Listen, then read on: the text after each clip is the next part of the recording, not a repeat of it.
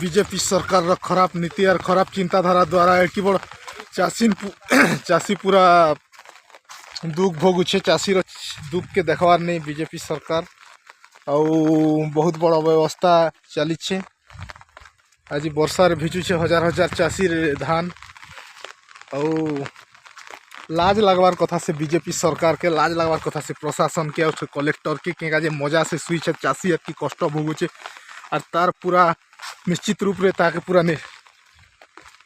न्याय नहीं मिलवार तक से गजा हो और कटनी छटनी अधिक करमु और धान उठामु बोलिक ये पला नहीं मन चली इटा ही पूरा मिलर आ प्रशासन चिंताधारा है। और चाषी जे भी हो सबुदिन तो दुखे अच्छे पेटे लात मारिकर ताके पूरा ये करुछन। ये सरकार खराब नीति मारणा नीति दोगले नीति सबू खराब चिंताधारा सरकार है। बीजेपी सरकार आउट हेले जिगर देश सुरक्षित बचाओ।